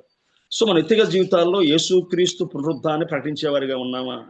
చాలాసార్లు క్రిస్మస్ని మనం చాలా భారీ ఎత్తున మనం ప్రకటించేవారిగా ఉంటాం. కానీ పునరుద్ధానం వచ్చినప్పటికీ ఎందుకో తక్కువగా దాన్ని సెలబ్రేట్ చేస్తూ ఉంటాం. యాక్చువల్గా దీన్ని ఎక్కువగా మనం సెలబ్రేట్ చేసేవారు మన జీవితాల్లో మనం ఉండగలిగితే అదే దేవునికి, అది యేసుక్రీస్తుకి అదేవిధంగా దేవుళ్ళు అన్నబర వారికి ఉన్న స్పష్టమైన తేడా అదే అనే సత్యాన్ని మన జీవితంలో మనం గ్రహించే వరకు మన జీవితంలో ఉండగలుగుతున్నాం లేదో ఆలోచన చేసుకోవాలి. సో మన వ్యక్తిగత జీవితాల్లో చూసినట్లయితే ఆయన యొక్క పునరుద్ధానము ఎడమ శాశ్వతమైనది. ఆయన పునరుద్ధానము లేఖన ప్రకారమైనది. అంతేకాకుండా ఒకవేళ మరికొన్ని విషయాలు కానీ మనం గమనించినట్లయితే యేసుక్రీస్తు పునరుద్ధానం గురించిన అనేక వాస్తవాలు, అదేవిధంగా అనేక సత్యాలు బైబిల్లో మనకి కనబడతాయి. మనకి అది అనేక మందికి నిరీక్షణ ఇచ్చింది. అది మొట్టమొదటిగా మనం చూసినట్లయితే ఆ క్రీస్తు మృతుల నుండి లేపబడ్డాడు అని చెప్పడానికి మనం చూసినట్లయితే వారు సమాధిలో ప్రవేశించి ప్రభువైన యేసు యొక్క దేహము కనుగొనలేదు. సో నేటికి కూడా యెరూషలేములో సమాధి ఖాళీగా ఉంది. ప్రతిదినం ప్రపంచంలో అనేక ప్రాంతాల నుండి దాన్ని చూడడానికి ప్రజలు తండోపతండాలుగా వస్తున్నారు. ఇతర సమాధుల్లో చనిపోయిన వారి ఎముకలతో నిండి ఉంటే ఈ సమాధి ఒకటే ఖాళీగా ఉంది. ఒకవేళ మనం స్తూపాలు అంటాం, బౌద్ధ స్తూపాలు అంటాం. బౌద్ధ స్తూపాలు ఏంటంటే గౌతమ బుద్ధునికి సంబంధించిన శరీర భాగాలు, ఎముకలు కానీ తల వెంట్రుకలు కానీ పెట్టి కట్టేదాన్ని స్తూపం అని చెప్పి అంటాం. ఇప్పుడు ప్రపంచంలో సారనాథ్, సంచి అనేక స్థలాల్లో స్తూపాలు ఉన్నాయి. అదేవిధంగా ఈ యొక్క మహమ్మద్ ప్రవక్త సమాధి ఉంది. అదేవిధంగా తక్కిన వారి సమాధులు కూడా అందులో ఉన్నాయి. ఇప్పటికేంటంటే ఇంకా ఆ సమాధి అనేది చనిపోయిన వారి శరీరాలతో ఇంకా అవి నిండి ఉన్నాయి. కానీ ప్రపంచంలో ఖాళీగా ఉన్న సమాధి, తెరవబడ్డ సమాధి ఇది ఒకటే. Anybody can go and see. ఎవరైనా వెళ్ళి వారు చూడొచ్చు. అమ్మా రెండో చూసినట్లయితే దేవదూతల సాక్ష్యం. ఏంటి దేవదూతల సాక్ష్యం అంటే, ఇందా మనం చెప్పినట్టుగా అయ్యా సజీవుడైన వారిని మీరు ఎందుకు మృతుల్లో వెతుకుచున్నారు? ఆయన లేడు, ఆయన చెప్పినట్టుగానే లేచి మీకంటే గల్లయ్యకు ముందుగా వెళ్తున్నాడు ఆయన. ఆ యొక్క సమాధి ద్వారం మీద వారు నిలిచి, మత్తయి సువార్తలో కానీ మనం ఒకవేళ చూసినట్లయితే ఆ యొక్క సమాధి ద్వారం మీద ఆ రాయి మీద వారు నిలిచి వారు చెప్తున్న మాట ఏంటంటే చూద్దాం. 28వ అధ్యాయంలో చూసినట్లయితే 22వ వచనమా, ఇదిగో ప్రభువు దూత పరలోకం నుండి దిగివచ్చి రాయి పొర్లించి దాని మీద కూర్చుండెను. అప్పుడు మహా భూకంపం కలిగెను. ఆ దూత స్వరూపం మెరిపోలే ఉండెను. అతని వస్త్రం ఏమని తెల్లగా ఉండెను. అతను భయపడటం వలన కావలి వారికి చచ్చిన వారు ఉండేది. దూత ఆ స్త్రీలను చూచి, మీరు భయపడకుడి, సిలువ వేయబడిన యేసు మీరు వెతుకుచున్నారని నాకు తెలియను. ఆయన ఇక్కడ లేడు, తాను చెప్పినట్టు ఆయన లేచి ఉన్నాడు. రండి ప్రభు పండుకున్న స్థలము చూచి త్వరగా వెళ్ళి ఆయన మృతుల నుండి లేచి ఉన్నాడని శిష్యులకు తెలియజేయడి అని చెప్పుకొచ్చాడు ఆయన. ఇడమా సో ఇందాక మనం చూసిన వాక్య భాగంలో లోకాసు వార్తలో సజీవుడైన మృతుల్లో మీరు ఎందుకు వెతుకుచున్నారని చెప్పినట్టుగా హూ మూడ్ ది స్టోన్ అంటే ఇందాక రాయబడి ఉంది. దేవదూతలే స్టోన్ ని మనం చూసినట్లయితే అలాంటి స్త్రీలు మాట్లాడుకుంటూ అంటారు, ఆ రాయి అంత పెద్దది కదా, ఆ రాయి మన కోసం ఎవరు తొలగిస్తారు అనే డిస్కషన్ వాళ్ళ మట్టుకు వాళ్ళు ఎడమా వాళ్ళు చెప్పుకుంటూ ఉంటారు. అయ్యా మనం వెళ్తున్నాం కదా. ఒకరు చూసినట్లయితే మార్కు సువార్త 16:3 వచనంలో సూర్యోదయం అయినప్పుడు సమాధి యొద్దకు వచ్చి ఉండగా సమాధి ద్వారము నుండి మన కొరకు ఆ రాయ ఎవడ పొర్లించిన ఒకరితో ఒకడు చెప్పుకుంటుంది. అది చెప్తున్న మాట ఏంటంటే, నీకు విశ్వాసం ఉంటేనమ్మా అది ఎంత పెద్ద రాయి అయినా ఎంత గొప్ప రాయి అయినా ఆ తిరిగించే బాధ్యతను దేవుడు తీసుకుంటాడమ్మా. సో మన వ్యక్తిగత జీవితంలో ఇటువంటి ఆర్థిక సమస్య, కుటుంబపరమైన ఇబ్బందుల, విద్యాపరమైన ఉద్యోగపరం ఏమన్నా ఏ రాయి మనకి అండగా ఉన్నా అడ్డుగా ఉన్నా అమ్మా ఆ రాయిని తొలగించడానికి దేవుడు అవసరమైతే తన దూతలను పంపించి ఆ రాయిని తొలగిస్తాడమ్మా. Who moved the stone, John Franklin. ఎవరయ్యే తొలగించారు ఆ రాయిని? కావలి కాసిన రాయ, రాను వారి ముద్రలున్న రాయ, అనేక మంది ఎడమా సైన్యం ఉన్న రాయ, ఎవరు తొలగించారు ఆ రాయిని అని ఎడమా చూసినట్లయితే. అంతేకాకుండా మనం చూసినట్లయితే ఆ దినాన వాళ్ళు చెప్పుకున్న మాట ఏంటంటే, ఎవరైతే రాను వారు అదేవిధంగా ఈ యాజకులు అందున్నారో వాళ్ళు అంటారు, ఒక మాట అంటారు. వాళ్ళు చూద్దాం ఒకసారి 28వ అధ్యాయంలో మనం 27వ అధ్యాయంలో మనం చూసినట్లయితే 63వ వచనంలో, అయ్యా ఆ వంచకుడు సజీవుడు అయినప్పుడు 3 దినములైన తర్వాత నేను లేచేదని చెప్పేది మాకు జ్ఞాపకం ఉన్నది. కాబట్టి 3వ దినం వరకు సమాధిని భద్రమ చేయని ఆజ్ఞాపించము. వాని శిష్యులు వచ్చి వాడిని ఎత్తుకొని పోయి ఆయన మృతులను లేచిన ప్రజలతో చెప్పుదురేమో. ఇప్పుడు మొదటి వంచన కంటే కడపడ వంచన చెడ్డదై ఉందని చెప్పి అందుకు పిలాతు కావలి వారు ఉన్నారు కదా, మీరు వెళ్ళి మీ చేతనంత మటుకు సమాధిని భద్రము చేయడని వారితో చెప్పాను. వారు వెళ్ళి కావల వారిని కూడా ఉంచుకొని రాతికి ముద్ర వేసి సమాధిని భద్రం చేసిరి. అందు కావలి నిలిచిన దైవశుద్ధిని ముందు గీతం అనే పాటలో అద్భుతంగా రాశాడు కవి. ఆయన దైవశుద్ధిని ముందు ఆ యొక్క రాయి గాని కావలి గాని డమ ముద్రలు గాని కాయగలవా? సో అవన్నీ కూడా మనకి అద్భుతమైన సాక్ష్యాలే. ఇందాక చెప్పుకున్నట్టుగా ఆల్రెడీ మనం ప్రవచనాలు నెరవేర్పు మనం చూసాం. అంతేకాకుండా ప్రభు యొక్క ఆరోహణ క్రమాన్ని కానీ మనం ఒకవేళ మనం గమనించినట్లయితే అక్కడ రాయబడ్డ మాట ఏంటంటే అపోస్తుల కార్యం 24వ అధ్యాయంలో ఒకవేళ చూసినట్లయితే 10:51లో వారిని ఆశీర్వదించుండగా ఆయన వారి నుండి ప్రత్యేకింపబడి పరలోకమునకు ఆరోహణుడు అయ్యాను. వారు ఆయనకు నమస్కారము చేసి మహా ఆనందముతో యెరూషలేముకు తిరిగి వెళ్ళి ఎడతెరక దేవాలయం నుండి దేవుని స్తోత్రము చేయుచుండ్రు. ఎవరైనా చనిపోతే ఆనందిస్తారండి. ఎవరైనా చనిపోతే ఎవరైనా దేవాలయంలో ఎడతెక్క ఉండి స్తోత్రం చేస్తారా? ఎందుకంటే సజీవుడై దేవుని వారు గమనించగలిగారు వాళ్ళు. అంతేకాకుండా మనం ఒకవేళ ఇదే అధ్యాయంలో కొంచెం ముందుకు వెళ్ళి పరిశీలన చేసినట్లయితే యేసుక్రీస్తు అనేక రుజువులు చూపెడతాడు ఆయన. చూద్దాం ఒకసారి 24వ అధ్యాయంలో. అయితే వారు దిగులు పడి భయక్రాంతులై భూతము తమ కనబడిని తలంచిరి. అప్పుడు ఆయన, మీరు ఎందుకు కలవరపడుచున్నారు? మీ హృదయంలో సందేహము పుట్టనేలా? నేనే ఆయన నటుకు నా చేతులు నా పాదములు చూడుడి, నన్ను పట్టి చూడుడి. నాకున్నట్టుగా మీరు చూసిన ఎముకలను మాంసములు భూతములు ఉండమని చెప్పి తన చేతులను పాదములను వారికి చూపాను. అయితే వారు సంతోషము చేత ఇంకను నమ్మక ఆశ్చర్యపడుచుండగా ఆయన, ఇక్కడ మీ వద్ద ఏమైనా ఆహారం కలదని అడిగాను. వారు కాల్చిన చేప ముక్కని ఆయనకి ఇచ్చిరి. ఆయన దాన్ని తీసుకొని వారి ఎదుట భుజించాను. సో తన యొక్క శరీర భాగాలు చూపించాడు, అదేవిధంగా ఆయన గాయాలను చూపించాడు. అంతేకాకుండా ఆ కాల్చిన ముక్కను తిన్నట్టుగా వాక్యం మనకి చెప్తూ ఉంది. అంతేకాకుండా అనేక లేఖనాల ద్వారా ఏంటమ్మా వారికి బోధించి వారి హృదయాన్ని తెరిచినట్టుగా వాక్యం మనకి చెప్తుంది. మాకు సత్యం ఏంటంటారా, మరి ఎప్పుడైనా రాజకీయ నాయకులు అంటే ఒక అబద్ధం కోసం వారు మాట్లాడుతున్న చూసినట్లయితే వారి స్వరం ఒకలా ఉంటుంది, కళ్ళు బిక్కుమని ఉంటాయి. ఆ మనసు ఆ మాటలు చాలా గట్టిగా రావు. అంటే స్వరాన్ని పెంచుతారు కానీ అది అబద్ధమైన సంగతి వారి కళ్ళలో చూస్తే తెలిసిపోద్ది మనం. రెండో విషయం ఏంటంటే అబద్ధం కోసం చనిపోయినప్పుడు ప్రపంచంలో ఎవడూ లేడు. యేసుక్రీస్తు శిష్యుల్లో యోహాను తప్ప అందరూ హతసాక్షులుగా చనిపోయారు. నేటికి కూడా మనం నార్త్ ఇండియాలో చూసినట్టు అనేక మంది తమ ప్రాణాలను తునప్రాయంగా ఎంచి చనిపోతున్నారు. ఎందుకు చనిపోతున్నారంటే the dying for a truth.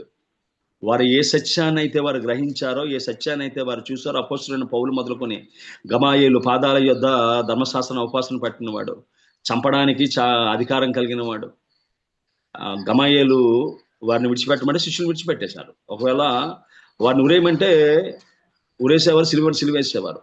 ఆ తర్వాత నాయకత్వానికి వస్తున్నాడు అపోస్తులైన పౌలు. ధర్మశాస్త్ర గ్రంథాన్ని ఉపాసన పట్టినవాడు.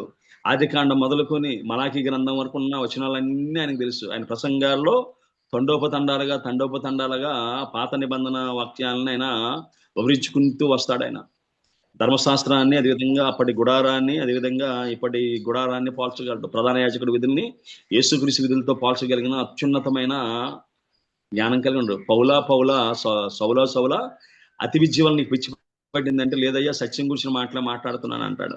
ఇంకో ఆయన అంటాడు, అగ్నిపరాజు ఎంత సులువుగా నన్ను క్రైస్తవం చేయించున్నామంటే, మీరు కాదు, నాకున్న ఈ బంధకాలు తప్ప అందరూ దేవుని రాజ్యం ఉండాలని కోరుకుంటున్నాను అంటాడు. అంత మహాజ్ఞాని ఎందుకు తన ప్రాణాన్ని తృణప్రాయంగా ఇచ్చాడంటే అది సత్యం కాబట్టి. అంతేకాకుండా యేసు క్రీస్తు పునరుద్ధానం కోసం దాన్ని తప్పుగా నిరూపించాలని అనేక మంది ప్రయత్నాలు చేసినట్టుగా వాక్యం మనకి చెప్తూ ఉంది. బట్ ఏంటంటే అది సత్యం కాబట్టి ఏదైనా కలిసింది. అంతేకాకుండా మనం చూసినట్లయితే అనేక మంది దర్శనాల్లో దేవుని చూడగలిగారు. అందులో మొట్టమొదటిగా కానీ మనం చూసినది ఎంఐ ప్రాంతంలో ఉన్నవారుతో యేసుక్రీస్తు మాట్లాడినప్పుడు వాళ్ళు అంటారు, చూద్దాం ఒకసారి అపొస్తలుల కార్యం లూకాసు 24వ అధ్యాయం 31వ వచనంలో చూసినట్లయితే 30వ వచనంలో, ఆయన వారితో కూడా భోజనము కూర్చున్నప్పుడు ఒక రొట్టెను పట్టుకొని స్తోత్రము చేసి దాన్ని విరిచి వారి పంచిపెట్టగా వారి కన్నులు తెరవబడి ఆయన గుర్తుపట్టిరి. అంతటా ఆయన వారికి అదృశ్యుడు అయ్యాను. అప్పుడు వారు, ఆయన త్రోవలో మనతో మాట్లాడుచు లేఖను మనకు బోధించున్నప్పుడు మన హృదయములు మనలో మండుచుండలేదని ఒకడితో ఒకడు చెప్పుకోవడం వాళ్ళు ప్రారంభించారమ్మా. అంతేకాకుండా మనం అపోస్తుల కార్య గ్రంథంలో చూసిన 7వ అధ్యాయంలో ఒకవేళ మనం చూసినట్లయితే అక్కడ ఎందుకు స్టెఫను చనిపోయాడంటే తన నమ్మిన దానికోసం చనిపోయాడు. చనిపోయినప్పుడు అంటాడు ఆయన 7వ అధ్యాయం 55వ వచనంలో, అయితే అతడు పరిశుద్ధాత్మతో నిండుకున్నవాడై ఆకాశం వైపు తేరి చూచి దేవుని మహిమను, యేసు దేవుని కుడిపార్శ్వమందు నిలిచినట్టు చూచి ఆకాశం తెరవబడి మనుష్య కుమారుడు దేవుని కుడిపార్శ్వమందు నిలిచినట్టు చూచున్నానని చెప్పాను అమ్మా. ఆ విధంగా అంతేకాకుండా మనం చూసినట్లయితే అపోస్తలుడైన పౌలు కనబడ్డాడు, 5,000 మంది కనబడ్డాడు, కేఫా కనబడ్డాడు, అదేవిధంగా యాకోబు కనబడ్డాడు. అంతేకాకుండా మనం చూసినట్లయితే అపోస్తలుడైన యోహాన్ అంటాడు, ఈ విధంగా అంటున్నాడు, యేసు క్రీస్తు తన దాసులు కనపరచుటకు దేవుడు ఆయనకు అనుగ్రహించిన ప్రత్యక్షత. యోహాను రాసిన ప్రకటన కింద 1వ అధ్యాయం చదువుతున్నానండి. ఈ సంగతులు త్వరలో సంభవింపనున్నవని ఆయన తన దూత ద్వారా వర్తమానం పంపి తన దాసుని యోహాను వాటిని సూచించాను. అతడు దేవుని వాక్యము గురించి, యేసుక్రీస్తు సాక్ష్యము గురించి తను చూచినంత మటుకు సాక్ష్యం ఇచ్చాను. సమయం సమీపించినది కనుక ఈ ప్రవచన వాక్యములు చదువువాడును వాటిని విని అందులో వ్రాయబడిన సంగతులు గైకొన్న వారును ధన్యులు అని చెప్పి వస్తున్నాడు ఆయన. పద్మసు దీపంలో ఆయన పరవాసిగా ఉన్నప్పుడు అని చెప్పుకొచ్చాడు ఆమె. అంతేకాకుండా యేసుక్రీస్తు ఇంకొక చెప్పిన మాట ఏంటంటే 1వ అధ్యాయం 18వ వచనంలో ప్రకటనలో, నేను మొదటి వాడను కడపటి వాడను జీవించేవాడను మృతులనైతిగా యుగ యుగములు సజీవుడినై ఉన్నాను. ఆయన సజీవుడైన దేవుడు ఆయన. మనం చూసినట్లయితే విజయనగరంలో మాకు పైడితల్లమ్మ వారి దేవతలు ఏమంటారంటే మన అశోక్ గజపతుల యొక్క విలువేల్పు అంట. చాలా మంది ఎవరైతే వారు ఆరాధిస్తూ ఉన్నారో వారు మృతులైన వారిని ఆరాధిస్తున్నారు. కానీ నువ్వు నేను ఆరాధిస్తున్న దేవుడు ఎవరంటే సజీవుడైన దేవుడు. ఇప్పుడంటే మనం praise lord brother, praise lord sister చెప్పుకున్నాం. ఒకప్పుడు ఏం చెప్పుకున్నారంటే వాళ్ళు ఇందాక మనం చెప్పినట్టుగా మగ్దలేని మరియా మొట్టమొదటి చెప్పింది యేసుక్రీస్తు లేచను అని పేతురుతో చెప్తే పేతురు శిష్యులతో చెప్పాడు యేసుక్రీస్తు లేచినని. సో ఈ శిష్యులు సంఘంతో చెప్తే సంఘంలో కలుసుకున్న వారు అయ్యా యేసుక్రీస్తు లేచాను, యేసుక్రీస్తు లేచాను చెప్పాడంట. మా Jesus is raisin, Jesus is raisin. మరి తన మనం చెప్పవలసింది కూడా ఏంటంటే అయ్యా యేసుక్రీస్తు లేచాడు, ఆయన సజీవుడైన దేవుడు. ఆయన సజీవుడైన దేవుడు కాబట్టే ఏటమ్మా 8 సంవత్సరాలు మాకు పిల్లలు లేనప్పుడు డాక్టర్లు పిల్లల్ని పెంచుకోమన్నప్పుడు ప్రార్థన చేసినప్పుడు ప్రార్థన ఆలకించాడు. మా పాప సీటు విషయంలో కానీ అనేక విషయాలు మనం ప్రార్థన చేసినప్పుడు ఎందుకు మన ప్రార్థనలో వినబడుతున్నాయి, ఎందుకు నెరవేరుతున్నాయి అంటే సజీవుడైన దేవుడు, ఆలకించే దేవుడు ఆయన. There is a system there. ఇక్కడమ్మా ఇప్పుడు మనం చూసినట్లయితే ఎవరికైనా ముఖ్యమంత్రికో లేదంటే ఏదో శాఖ మంత్రికో మనం ఏదైనా పంపించినట్లయితే మెయిల్ పెట్టినట్లయితే దానికి జవాబు ఇస్తారు వాళ్ళు, ఎందుకంటే దెర్ ఇస్ ఏ సిస్టమ్. ఇక్కడ కూడానమ్మా సజీవుడైన దేవుడు ఉన్నాడు, ప్రతి ప్రార్థనకు ఆలకిస్తాడు. 2 విషయమా కొన్నిసార్లు కొన్ని నిమిషాల్లోనే అర్జెంటుగా వెహికల్ కావాలి, లేదా అర్జెంటుగా ఏదో బ్లడ్ కావాలి, అర్జెంటుగా డబ్బులు కావాలి, అర్జెంటుగా ఏదో కావాలి. సో ఇమీడియట్గా దేవుడు ఏం చేస్తున్నాడంటే ఆయన సజీవుడైన దేవుడు కాబట్టి ఇమీడియట్గా గివింగ్ ఏ రెస్పాన్స్. సో నువ్వు నేను ఆరాధిస్తున్న దేవుడు ఎడమా అంతరించిపోయేవాడు కాడు. ఒక మాట అంటారు, అవతారం కాదు అంతరించిపోవటకు, యుగములు మారిన తరములు మారిన యుగములు అంతరించిన ఏకైక దేవుడు ఆయన. Was a living God, was worshipping A living God. ఎందుకు సబ్బాతుని ఆదివారంకి మార్చారంటే చనిపోయి తిరిగి లేచి సజీవుడిగా లేచిన దేవుణ్ణి ఆరాధిస్తూ ఉన్నాం. మనం ఆరాధిస్తున్నది మృతులైన వారిని కాదు. మనం ఒకవేళ సింపుల్ ఉదాహరణ ఏంటంటే 1వ రాజుల గ్రంథంలో మనం చూసినట్లయితే ఒక బలిని వారు సిద్ధపరిచి ఎవరైతే నిజమైన దేవుడో వారు వచ్చి అగ్నిని కాల్చాలి అని ఒక సవాలును ఏలియా వారి ముందు పెట్టినప్పుడు పాపం ఉదయం మొదలుకొని సాయంత్రం వరకు చాలా ప్రయత్నాలు వాళ్ళు చేస్తారు, అరుపులు వేస్తారు, కేకలు వేస్తారు, తమ్ము వాళ్ళు గాయపరుచుకుంటూ ఉంటారు. అయినప్పటికీ అక్కడ ఏం కూడా అక్కడ జరగదు. అప్పుడు ఈయన ఎగతాళి చేసి ఏమంటాడంటే 1వ రాజుల 18:27లో మధ్యాహ్నం కాగా ఏలియా వాడు దేవుడై ఉన్నాడు, పెద్ద కేకలు వేయుడి, వాడు ఒకవేళ ధ్యానము చేయుచున్నాడేమో, దూరమున ఉన్నాడేమో, ప్రయాణము చేయుచున్నాడేమో, వాళ్ళు నిద్రపోచున్నాడేమో, మీరు ఒకవేళ లేపవలసి ఉన్నదేమో అని అపాసం చేయగా వారు మరిగట్టిగా కేకలు వేయచ్చు రక్తము కారు మట్టుకు తమ మర్యాద చొప్పున కత్తులతోనూ శస్త్రములతోనూ తమ దేహములను కోసుకొంచి నుండిరి. ఆ ప్రకారం మధ్యాహ్నమైన తరువాత అస్తమైన నైవేద్యం అర్పించే సమయం వారు ప్రకటన చేసి వచ్చిరు కానీ మాట అయినను ప్రత్యుత్తరమైనను వాడైనను లక్ష్యం చేసిన వాడైనను లేకపోయినా చెప్పి రాయబడి ఉంది. కానీ అదే ఏలియా ఎడమ పడదోయబడ్డ యొక్క బలిపీఠాన్ని కట్టి కందకం చుట్టూ నీళ్లు పోసినప్పుడు జరిగిన విషయం ఏంటంటే 37వ వచనంలో, యెహోవా నా ప్రార్థన ఆలకించుము, యెహోవానే నీవే దేవుడై ఉన్నావనియు, నువ్వు వారి హృదయమును నీ తట్టు తిరుగుచేదువనియు నీ జనులు తెలియనట్టుగా నా ప్రార్థన అంగీకరించుము.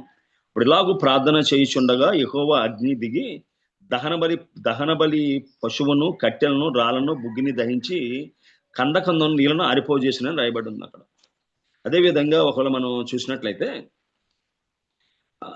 దాహంతో చనిపోవలసిన సంసోను గోతిని చీలిస్తే ఎడమ నీరు వచ్చిందట. అదేవిధంగా ఇశ్రాయేలు అరణ్యాలను దాటిపోయారు, వీరు వచ్చినప్పుడు నీరు తిరిగి మళ్ళీ మూసివేయబడ్డారు. సో యేసుక్రీస్తు దినాలలో కూడా ఆయన అనేక మంది స్వస్థపరిచాడు, ఆయన అనేక మంది మరణం నుంచి లేపాడు ఆయన. అంతేకాకుండా ఒక అధికారి కుమారుడికి ఏ గంటలో చెప్పాడు అదే గంటలో అక్కడ ఆయన స్వస్థ పొందినట్టుగా వాక్యం చదివిస్తుంది. ఆయన జీవానికి అధిపతి, ఆయనలో జీవం ఉండేనా జీవం మనుషులకు వెలుగై రాయబడింది. ఆయనే జీవాధిపతి, ఆయనే సర్వాధికారి. సో ఈ విధంగా మనం కానీ చూసినట్లయితే ఆయన ప్రత్యేకతలు అనేకమైన జరిగిన వాక్యం చదివిస్తుంది. అన్నిటికన్నా ప్రాముఖ్యం ఇంకో విషయం ఏంటంటే పరిశుద్ధాత్మ. ఆ పరిశుద్ధాత్మ చేసిన కార్యాలు కానీ ఒకవేళ మనం కానీ జాగ్రత్తగా పరిశీలన చేసినట్లయితే పారిపోయిన 11 మంది శిష్యులు యేసుక్రీస్తు పునరుద్ధరణ అయినప్పటికీ 120 మంది అయ్యారండి. అపోస్తులు 1:14 రాయబడ్డ మాట ఏంటంటే వారి ఏక మనసుతో ఎడతెగక ప్రార్థన చేస్తూ ఉన్నారు. 11 మంది 11 మార్గాల గుండా వాళ్ళు పారిపోయారు. ఆ మారిపోయిన వారు దేవుడు ఈ లోకంలో ఉన్నప్పుడు ఏం ప్రమాణం చేశాడంటే, మీకు ఆదరణకర్తను పంపిస్తాను.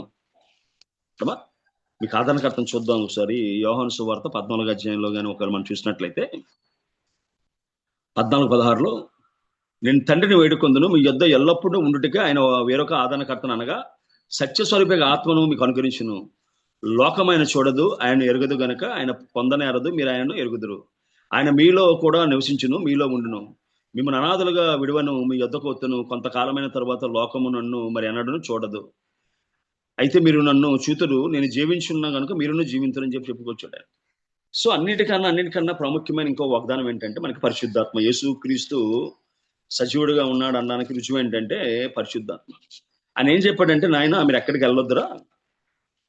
చూద్దాం ఒకసారి 1వ అధ్యాయంలో మనం చూసినట్టు 8వ వచనంలో చూసినట్టు అపొస్తలుల కార్యాలు, ఆయనను పరిశుద్ధాత్మ మీదకి వచ్చినప్పుడు మీరు శక్తి నొందుదురు గనుక మీరు యెరూషలేములోను యూదయ సమరయ దేశమంతటను భూమి దిగంతల వరకు నాకు సాక్షులు ఇందులో వారితో చెప్పాను.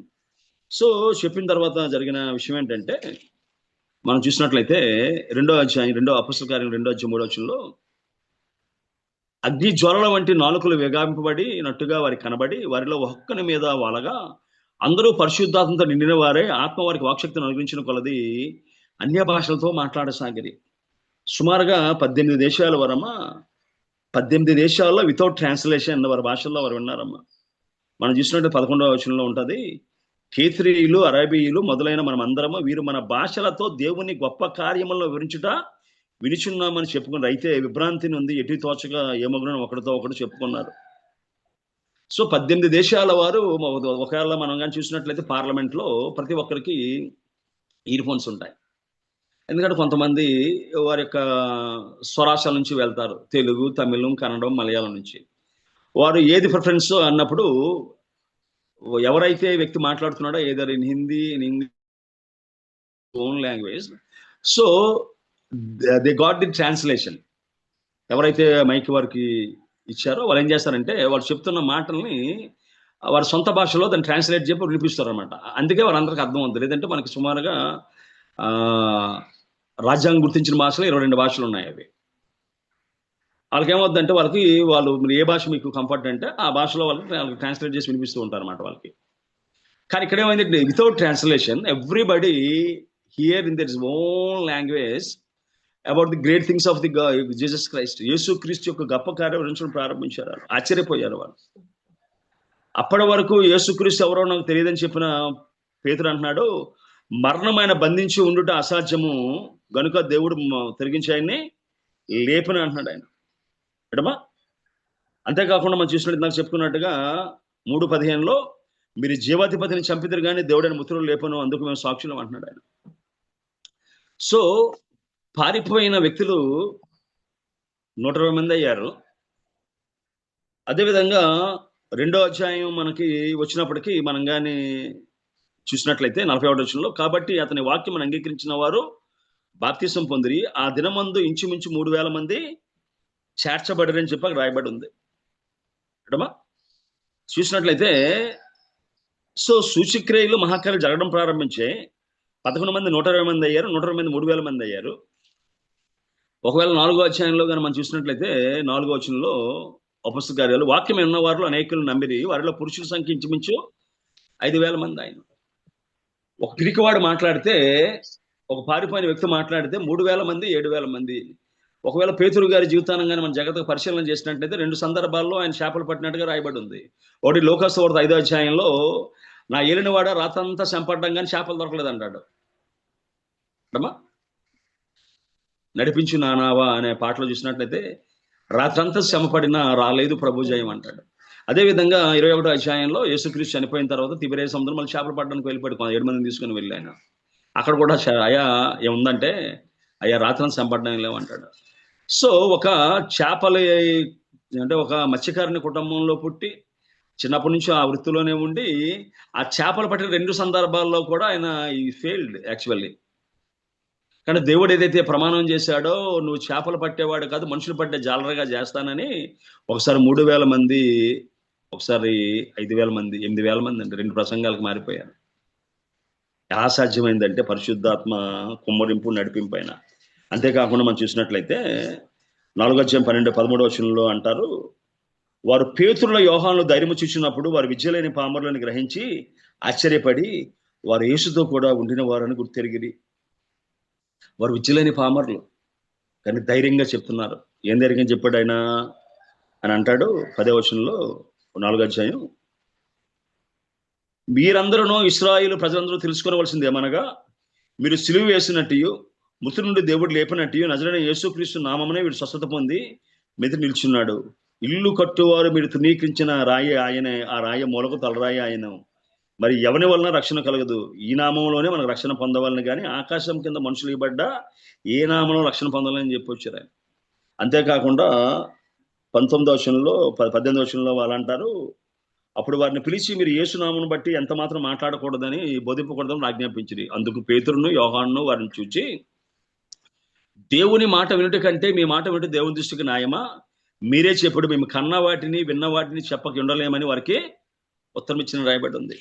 అంతేకాకుండా మరి కొంచెం కానీ ముందుకు వెళ్ళినట్లయితే 5వ అధ్యాయం చివరి వచనంలో, ఆ నామము కొరకు 40 కొంచెం చదువుతాను, వారు అతని మాట సమ్మతించి అపోస్తులను పిలిపించి కొట్టించి యేసునామను బట్టి బోధింపకూడదని ఆజ్ఞాపించి వారిని విడుదల చేసింది. ఆ నామము కొరకు అవమానం పొందుటకు పాత్రులమని ఎంచబడినందున వారు సంతోషించు మహాసభ నుండి వెళ్ళిపోయి ప్రతి దినము దేవాలయం ఇంటింట మానక బోధించు యేసుక్రీస్తుని ప్రకటించుండరు. ఎలా వచ్చింది ఈ ధైర్యం వారి జీవితంలో? అంతేకాకుండా ఎలా వచ్చింది ఆ మార్పు పేతురు గారి జీవితంలో? ఒకప్పుడు నేనే గొప్పవాడినని ప్రవర్తించిన పేతురు అంటాడు, కొర్నేలి ఇంటికి వెళ్ళి కొర్నేలి తన పాదాల మీద పడినప్పుడు, అయ్యా నేను నీలాంటి వాడినా అంటాడు. అదేవిధంగా ఒకప్పుడు యూదులకు అన్యులకు తేడా చూపించిన పేతురు అంటాడు, అయ్యా దేవుడు పక్షపాతి కాడు, తన యొక్క నామాలను అంగీకరించిన వారిలో ఎవరైతే యథార్థంగా ఉంటారో అందరి ఎట్లా కృప చూపువాడు అంటాడు ఆయన. 10:34 అంటాడు, అందుకు పేతురు నోరు తెచ్చి ఇట్లనెను, దేవుడు పక్షపాతి కాడని నిజముగా గ్రహించి ఉన్నాను. ప్రతి జన్మలోనూ ఆయన భయపడి నీతిగా నడుచుకున్న వారికి ఆయన అంగీకరించను. యేసుక్రీస్తు అందరికీ ప్రభు, ఆయన ద్వారా దేవుడు సమాధానకరమైన సువార్త ప్రకటించి ఇశ్రాయేలుకు పంపిన వర్తమానం మీరు ఎరుగుదరని చెప్పుకొస్తాడు. అంతేకాకుండా కిందకు మనం వచ్చినట్లయితే 44వ వచనంలో, పేతురు ఈ మాటలు ఇంకా చెప్పుచుండగా ఆయన బోధ విన్నవారు అందరి మీదకి పరిశుద్ధాత్మ దిగను. సున్నతిని పొందిన వారిలో పేతురు కూడా వచ్చిన విశ్వాసులందరూ పరిశుద్ధాత్మ వరము అన్యజనుల మీద కుమ్మరించబడినప్పుడు చూసి వాళ్ళు ఏమంటున్నారంటే, పేతురు అంటాడు 47వ వచనం, అందుకు పేతురు, మనవాలే పరిశుద్ధాత్మ పొందిన వీరి బాప్తిసం పొందకుండా ఎవడైనా వీ నీలకు ఆటంకం కలిగించగలడా? ఒకప్పుడు అబద్ధంతో జీవితం గడిపిన పేతురు దినాన అబద్ధాన్ని సహించలేక అన్నయ్య చెప్పారలు పేతురు మాట విన్నప్పుడు చనిపోయినట్టుగా వాక్యం చదివిస్తుంది. ఒక అబద్ధికుడు అబద్ధాన్ని సహించలేని వాడికి ఈ విధంగా మారిపోయాడు. ఒకప్పుడు పిరికివాడు అయిన వాడు బంధిస్తారని భయపడిన వాడు హాయిగా చెరసాలలో నిద్రపోతూ ఉన్నాడట. ఇవన్నీ ఎలా సాధ్యమైందంటే అది కేవలం దేవుని కృప వల్లనే సాధ్యమైంది అనే విషయాన్ని మనం గ్రహించే వరకు మనం ఉంటూ ఉన్నామా? అన్నిటికన్నా గొప్ప రుజువు ఏంటంటే ఏమా పేతురు యొక్క మార్పు, శిష్యుల యొక్క మార్పు. మనం చూసినట్లయితే ఇర్మియా గ్రంథం 29లో రాయబడ్డ మాట ఏంటంటే, అది నా హృదయంలో అగ్ని వలె మండుచున్నది. అంటే ఆయన అంటాడు, అయ్యా ఇక నీ వాక్యం నేను చెప్పను, ఇది నేను పడలేను, ఈ బాధ నేను పడలేనని చెప్పి తన హృదయంలో ఇర్మియా అనుకుంటాడట. సో అనుకున్నప్పుడు జరిగిన విషయం ఏంటంటే 20:9 ఈ విధంగా మనకి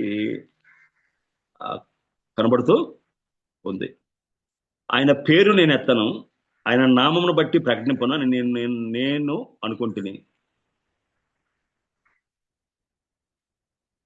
అనుకుంటున్నా, అది నా హృదయములో అగ్ని వలె మండుచు, నా ఎముకల్లోనే ముయ్యబడినట్టున్నది. నేను ఏడ్చి విసికి ఉన్నాను, ఇక చెప్పక మానలేను.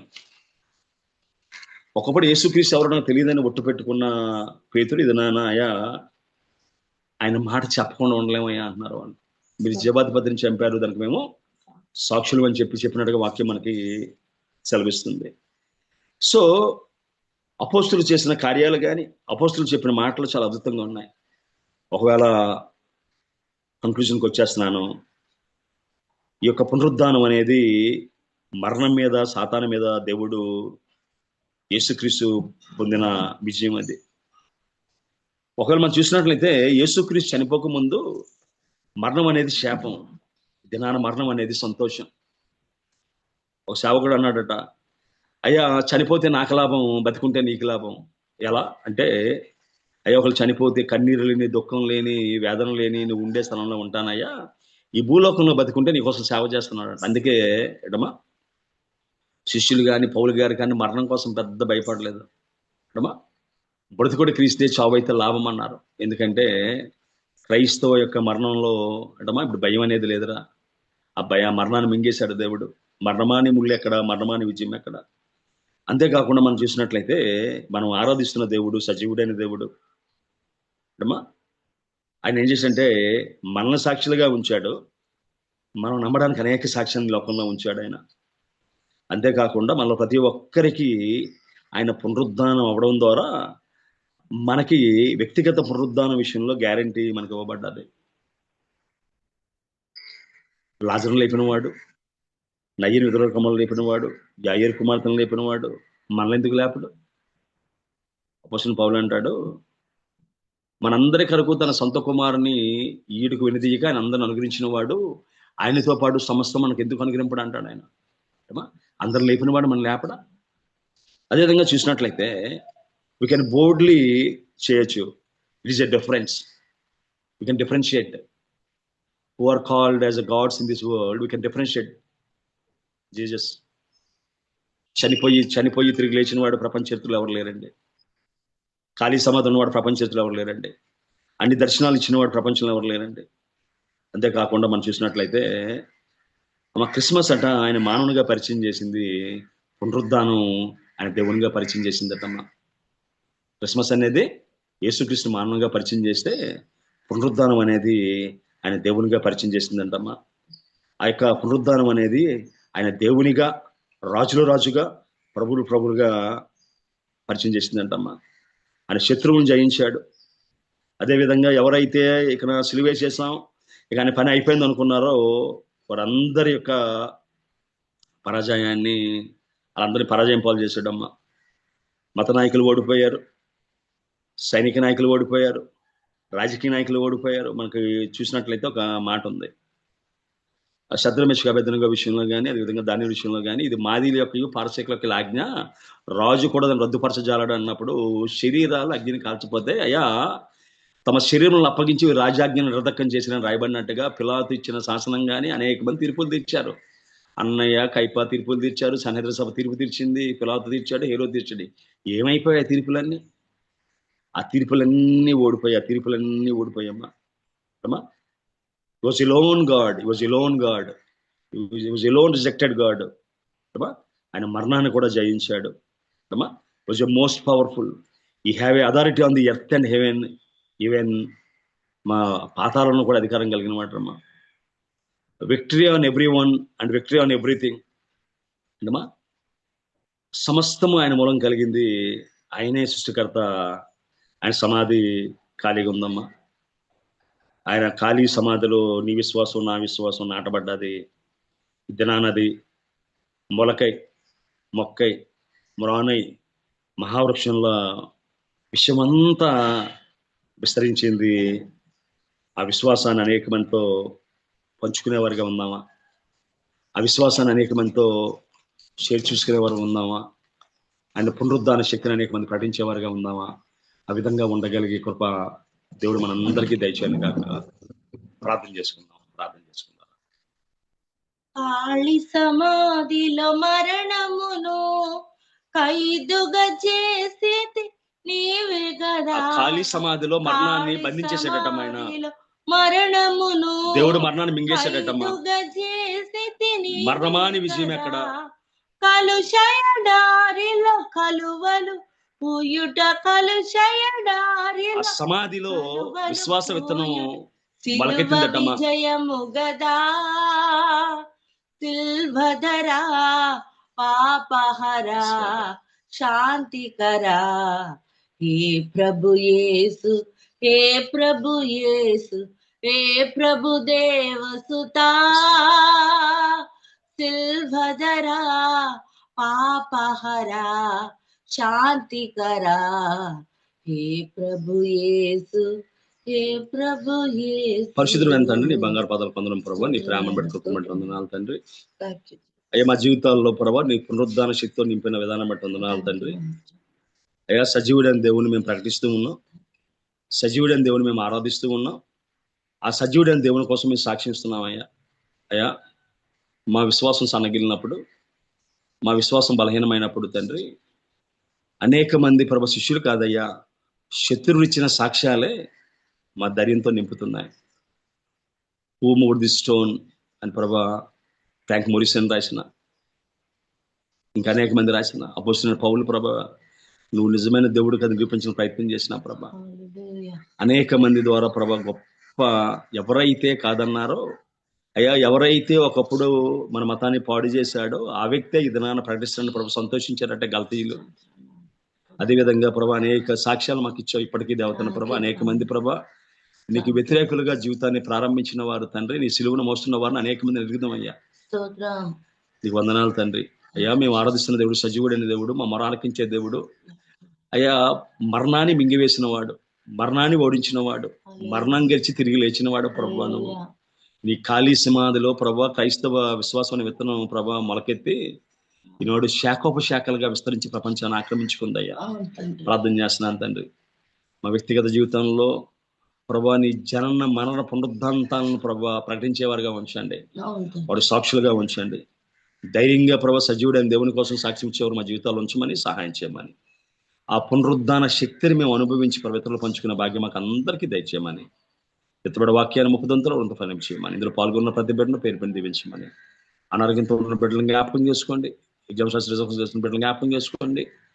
అయ్యా ఇందులో పాల్గొన్న ప్రతి బిడ్డ జీవితంలో ఏదైతే వ్యక్తిగతంగా అవసరం ఉందో ప్రతి అవసరాన్ని ఐశ్వర్యంలో తీర్చమని ఈ చిన్న ప్రార్థన మా ప్రభుని ప్రియకుమారుడైన యేసుక్రీస్తు దివ్య నామాన్ని అడిగి వేడుకుంటున్నాం పరమ తండ్రి. ఆమేన్. ఆమేన్. Praise the lord. అయ్య గారు ఖాళీ సమాధిలో మొలకెత్తిన క్రైస్తవ విశ్వాసం గురించి వాక్య పరిచయం చేసిన రెవరెండ్ జామీరావు కుమార్ అయ్య గారికి విపిఎఫ్ ఫ్యామిలీ తరపున కృతజ్ఞతలండి.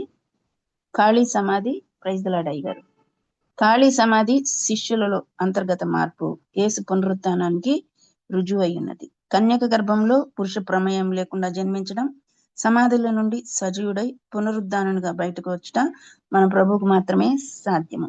ప్రభువు పునరుద్ధానము శాశ్వతమైనది.